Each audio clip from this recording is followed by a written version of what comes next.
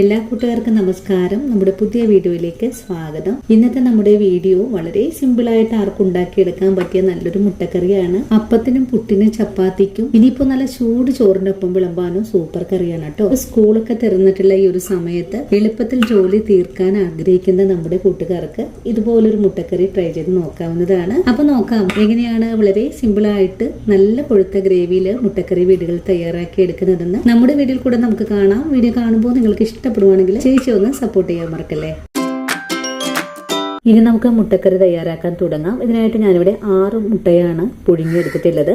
ഇനി നമുക്ക് ഉടൻ തന്നെ കറിയുടെ ഗ്രേവി തയ്യാറാക്കാം. ഇതിനായിട്ട് ഞാനിവിടെ 2 സവാളയും ഒരു 6 പച്ചമുളകും ഒരു 10 അല്ലി വെളുത്തുള്ളിയും ഒരു 10 കാഷ്യൂസും അതുപോലെ ഒരു തക്കാളിയുമാണ് എടുത്തിട്ടുള്ളത്. ഇതെല്ലാം നമുക്കൊന്ന് കട്ട് ചെയ്തെടുത്തിട്ട് വരാം. അങ്ങനെ തക്കാളി, സവാള, പച്ചമുളകെല്ലാം ഞാനിവിടെ കട്ട് ചെയ്തെടുത്തിട്ടുണ്ട്. ഇനി നമുക്കിതൊരു മിക്സിയുടെ ജാറിലേക്ക് മാറ്റിയിട്ട് ഒന്ന് അരച്ചെടുക്കണം. ഇതെല്ലാം ഒരു മിക്സർ ജാറിലേക്ക് മാറ്റുവാണ്. ഗ്രേവി തയ്യാറാക്കി എടുക്കാനായിട്ട് നമുക്കിതെല്ലാം ഒന്ന് അരച്ചെടുക്കണം. അതിനായിട്ടൊരു മിക്സർ ജാറിലേക്ക് മാറ്റിയിട്ടുണ്ട്. ഇതിലേക്ക് 1 ടീസ്പൂൺ അളവിലും പകുതിയായിട്ട് മഞ്ഞൾപ്പൊടി, 1 സ്പൂൺ അളവില് കാശ്മീരി മുളക് പൊടി, 1/2 സ്പൂൺ അളവില് ചിക്കൻ മസാലപ്പൊടി, 1/4 ടീസ്പൂൺ അളവില് ഗരം മസാലപ്പൊടി. ഇനി നമുക്ക് ഈ ചേരുവകള് ഒന്ന് നല്ല പോലെ ഒന്ന് അരച്ചെടുത്തിട്ട് വരാം. മസാലകള് ഇതുപോലെ ഒന്ന് അരച്ചെടുത്തിട്ടുണ്ട്. ഇനി നമുക്ക് പെട്ടെന്ന് തന്നെ കറി തയ്യാറാക്കാൻ തുടങ്ങാം. ഇനി ഒരു പാൻ അടുപ്പിലേക്ക് വെച്ചു കൊടുക്കാം. പാൻ ഒന്ന് ചൂടായി വരട്ടെ. പാൻ ചൂടായി വന്നു കഴിഞ്ഞാൽ നമുക്കിതിലേക്ക് വെളിച്ചെണ്ണ ഒഴിച്ചു കൊടുക്കാം. വെളിച്ചെണ്ണ നന്നായിട്ട് ചൂടായി കഴിഞ്ഞാൽ നമുക്ക് 1/4 ടീസ്പൂൺ അളവില് പെരിഞ്ചീരകം ചേർക്കാം. പെരിഞ്ചീരകം മൂപ്പായി വന്നു കഴിഞ്ഞാൽ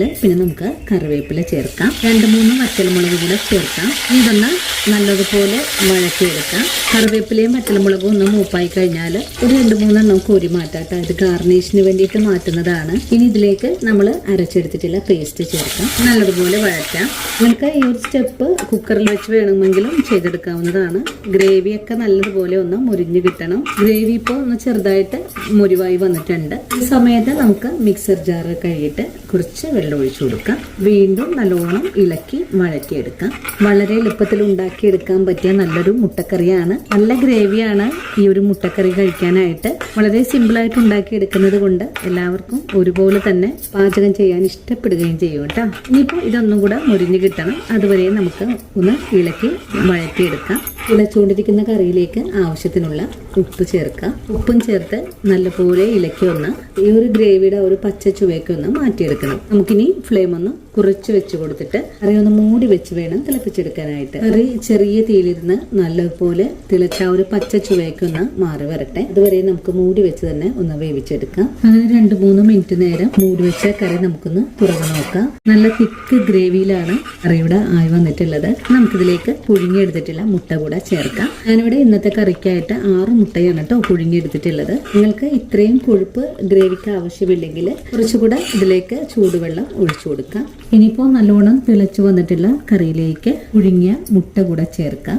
വളരെ സിമ്പിളായിട്ട് ആർക്കും ഉണ്ടാക്കിയെടുക്കാൻ പറ്റിയ നല്ലൊരു മുട്ടക്കറിയാണ്. അപ്പത്തിനും പുട്ടിനും ചപ്പാത്തിക്കും ചോറിന് വരെ സൈഡ് ഡിഷ് ആയിട്ട് എടുക്കാൻ പറ്റിയ നല്ലൊരു ടേസ്റ്റി ആയിട്ടുള്ള ഒരു മുട്ടക്കറിയാണ്. മുട്ട കൂടി ചേർത്ത് കഴിഞ്ഞാൽ കറിയുടെ ആ ഒരു ടേസ്റ്റ് ഒന്ന് ബാലൻസ് ആകാനും വേണ്ടിയിട്ട് നമുക്കിതിലേക്ക് ഒരു നുള്ളു പഞ്ചസാര കൂടെ ചേർത്ത് കൊടുക്കണം. ഒരുപാടൊന്നും ചേർക്കേണ്ട ആവശ്യമില്ല. ഒരു നുള്ളു അളവിൽ ചേർത്താൽ മതിയാകും. ഇനി ഫ്ലെയിം അങ്ങ് ഓഫ് ചെയ്ത് കൊടുക്കാം.